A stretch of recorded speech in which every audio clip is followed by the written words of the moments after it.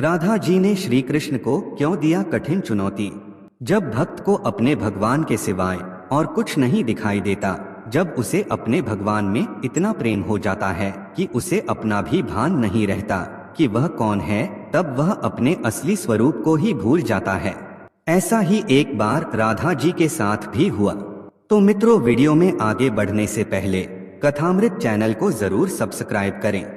तो जय श्री कृष्णा मित्रों, स्वागत है कथामृत यूट्यूब चैनल पर। मित्रों, एक प्रचलित कथा के अनुसार एक बार श्री राधा जी ने भगवान श्री कृष्ण से कहा कि कोई भी गोपी तुम्हें मेरे समान प्रेम नहीं कर सकती।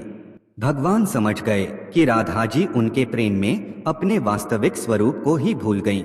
श्री कृष्ण ने राधा से कहा कि सभी गोपियां मुझे तुम्हारे समान ही प्रेम करती हैं। ये सुनकर राधा जी को क्रोध आ गया। उन्होंने श्री कृष्ण को चुनौती दे डाली। उन्होंने कृष्ण जी के चारों तरफ एक रेखा खींचकर कहा कि तुम मुरली बजाओ, और मुरली की आवाज सुनकर जो भी गोपी तुम्हें मेरे समान प्रेम करती होगी, केवल वही इस रेखा के अंदर आ सकेगी, नहीं तो इस रेखा को छूते ही वह भस्म हो जाएगी। श्री कृष्ण जी ने कहा ठीक है। उन्होंने मुरली बजाना शुरू किया। उनके मुरली बजाते ही सभी गोपियां अपना अपना सब काम छोड़कर उनकी तरफ खींची चली आईं। सभी गोपियां उस रेखा के पास पहुंची। श्री राधिका जी ने देखा कि सभी गोपियां उस रेखा के अंदर आ गईं और किसी को भी कुछ नहीं हुआ।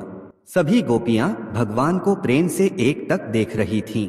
उन्हें अपने शरीर की सुध बुध ही नहीं थी। यह देखकर राधा जी भगवान श्री कृष्ण के चरणों में बैठ गईं और रोने लगी। राधा जी ने कहा कि मुझे क्षमा कर दो, मैंने तुम पर केवल अपना ही अधिकार समझा। ये देखकर भगवान कृष्ण ने उन्हें समझाया कि हे राधे, तुम फिर भूल कर रही हो। तुम अपने वास्तविक रूप को पहचानो कि तुम कौन हो। जरा इन गोपियों की तरफ ध्यान से देखो कि ये सब कौन हैं। तब राधा जी ने देखा कि सभी गोपियों में उन्हीं का रूप है। तब श्री कृष्ण राधा जी से कहते हैं कि मैंने बिल्कुल सही कहा था कि सभी गोपियां मुझे तुम्हारे समान ही प्रेम करती हैं। ऐसा इसलिए क्योंकि गोपियां भी तुम ही हो। इस धरती पर इतने रूपों में आई हो तुम। भगवान ने श्री राधा की एक सहेली ललिता की तरफ इशारा करके कहा कि ये गोपी अपने आप को ललिता कहती है, लेकिन वास्तव में देखो कि ये कौन है। राधा ने देखा कि ललिता में भी उन्हीं का रूप है। तब श्री कृष्ण ने कहा कि ललिता भी सिर्फ मुझसे ही प्रेम करती है, लेकिन वह जानती है कि मैं सिर्फ तुमसे प्रेम करता हूँ, इसलिए वह मेरी प्रसन्नता के लिए अपने प्रेम का बलिदान कर रही है। यहाँ तक कि वह हम दोनों को मिलाने का प्रयास भी करती रहती है। ये त्याग, समर्पण और निष्काम भक्ति प्रेम के ही रूप हैं, यानी तुम्हारे ही रूप हैं।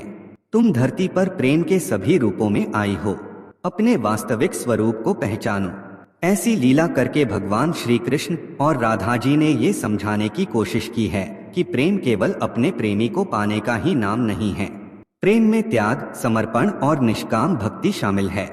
प्रेम में कोई उम्मीद नहीं होती, चाहे वह मिले या ना मिले, और जहाँ उम्मीद होती है तो वह प्रेम नहीं, मोह बन जाता है। प्रेम कभी अपनी बड़ाई नहीं करता, वह अहंकार से रहित होता है। प्रेम का स्वभाव ही है अपने प्रेमी की प्रसन्नता में ही प्रसन्न रहना। प्रेम में ना कोई स्वार्थ, ना कोई उम्मीद और ना कोई परिस्थिति, बस रहता है तो एकमात्र प्रेम। तब ऐसे में शरीर भले ही दो हो, पर आत्मा एक ही हो जाती है, और यही गुण है राधा कृष्ण के प्रेम में। राधा कृष्ण को समझ पाना अत्यंत कठिन है। राधा जी अपने एक रूप में भगवान की हृदय स्वामिनी बनकर उन्हीं के साथ रहती हैं, तो दूसरे रूप में अपने प्रेम का बलिदान भी कर रही हैं। श्री राधा जी के हृदय में केवल भगवान कृष्ण का ही वास है। वे एक क्षण के लिए उनसे अलग नहीं होती। लेकिन जब बात संसार और मानव जाति के कल्याण की आती है, तो वह श्री कृष्ण को अपने से दूर जाने को भी स्वीकार कर लेती हैं। लेकिन वह श्री कृष्ण के साथ ही रहती हैं, क्योंकि राधा जी ही श्री कृष्ण की आत्मा हैं। जब उद्धव जी को अपनी भक्ति का अहंकार हुआ, तो भगवान श्री कृष्ण ने उनका अहंकार दूर करने के लिए उन्हें गोपियों और राधा के पास ही भेजा। राधा रानी के दर्शन से उद्धव का उद्धार हो गया और वे प्रेम और भक्ति की सही परिभाषा को जान पाए। राधा वह नाम है जिनसे प्रेम परिभाषित होता है, जिनसे श्री कृष्ण को पाया जा सकता है। जिनसे भगवान की कृपा को पाया जा सकता है।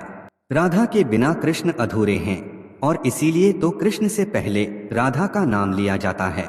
श्री कृष्ण में श्री शब्द राधा रानी के लिए ही प्रयुक्त हुआ है और राधे राधे रटते ही मनुष्य का कल्याण हो जाता है, क्योंकि प्रेम के माध्यम से ही परमात्मा को पाया जा सकता है।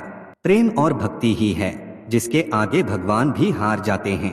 प्रेम ही तो है जो निर्गुण और निराकार ब्रह्म को भी सगुण और साकार रूप में अपने पास आने के लिए विवश कर देता है।